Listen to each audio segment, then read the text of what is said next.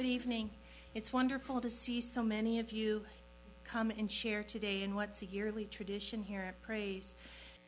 On your program is a holiday planner. To the left is a holiday job list, followed by the questions. Do you know why you do it? Does it matter where you do it? Does it matter when it is done? Does it matter how it is done? Does it matter who does it? And do you want to change it? You can go through the list and decide what traditions to keep and what traditions to keep or to put on hold, or what traditions you might want to do differently. One person from the grief group said that the first Christmas of their loss, she gave gift certificates to a restaurant rather than brave the crowds for holiday shopping. Another found entertaining and business parties to be too much for her. People understand if you say, "I'm not up to that this year." Other things can be delegated to someone else or discarded. Bruce Conley's The Griever's Holiday Bill of Rights states, "You have a right to say time out anytime you need to. Time out to let up, blow off a little steam, step away from the holidays, have a huddle time, and start over. You have a right to tell it like it is. When people ask, 'How are you?' you have a right to tell them how you really feel, not just what they want to hear. You have a right to some bah humbug days. You don't have to be jolly old St. Nicholas all the time. You're not a bad person just because you don't feel like singing Christmas carols all day. You have the right to do things differently. There's no law that says you must always do Christmas in the same way. You can do 10 cards instead of 100, or no cards at all. You can open presents at someone else's house. You can do without a tree. You can have pizza instead of turkey. The list is endless. You have the right to be where you want to be at home or at the relatives. Be in any city or any state you choose. Nobody said you have to have snow to have Christmas. There's no law that says you must stay home. You have a right to have some fun. When you have a day that isn't so bad and you feel like doing something just for fun, then do it. Don't be afraid of what someone else will say if they see you laughing and having a good time. Laughter is every bit as important as tears. You have a right to change direction in midstream. Holiday grief is unpredictable. You may be all ready to go somewhere or do something and then suddenly be overwhelmed. When that happens, it's all right to change your mind. You have a right to do things at different times. Go to church at a different time, open presents at a different time, serve your meal or go to bed at a different time. Don't be a slave to the holiday clock. You have a right to rest, peace, and solitude. You don't need to be busy all the time. Take a nap when you need one.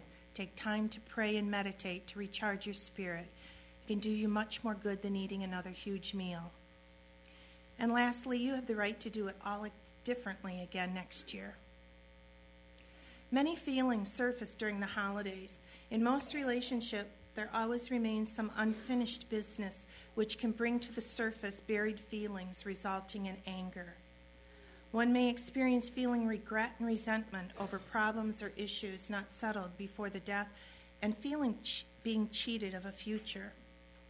Sadness and sorrow over the lost past are common. Guilt can enter the holiday season in various forms. Many feel that if they were to enjoy the holiday, it would be a betrayal to the deceased. They feel that somehow it isn't right for them to have a good time when their loved one is dead and unable to enjoy the holiday happiness.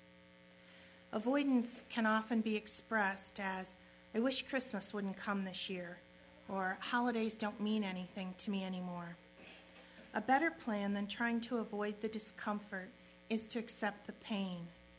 Healing begins when pain is squarely faced, moved into, and dealt with.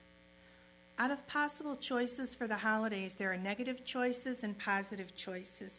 Here are just a few examples. A negative choice would be, "I'm not going to do anything this year." The positive choice would be, "I'm going to carefully plan this holiday." "No one understands my sorrow." Or, "They also have hidden sorrow, and if nothing else happens, just being together will be a comfort." I will pity myself. I will not be happy. Or, I will focus on others in the meaning of the special day. I will help bring happiness to the occasion. There's just too much to do. I can't handle it all. I'll do some delegating. It's okay for others to help in the preparations. I don't even feel like shopping this year. Or, I'll focus on what needs to be done, not on what can't be done. I don't even know where to get started. I'll make a to-do list, and that will help me get started. I just don't think I can get through the season.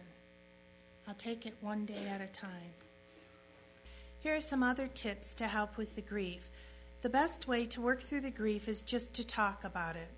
Talk to a family member, a friend, or join a support group like the one here at Praise. Write a letter to your lost loved one. Tell them how you feel and how their loss has affected you. Ask forgiveness for any trespass. Give forgiveness to them and say goodbye. Plant a lasting memorial in your loved one's honor. Watching a tree or a plant grow bigger year after year gives you something to remember your loved one by. Make a photo album honoring your loved one. Support a cause that was close to your loved one. Start a hobby. Learn to knit, play an instrument, dance, or other activity. Take a class. Learn something new while easing your grief. So, some things to think about for the holidays. How to adjust to the holidays, how to go through the winter of your grief, and how to spend your dash. Thank you for coming and sharing this time with us. We wish you a peaceful holiday season. If you feel the need to talk to someone one-on-one, I am available through Praise at no cost to you. Just call Praise. The next support group will be February 22nd. Thanks again.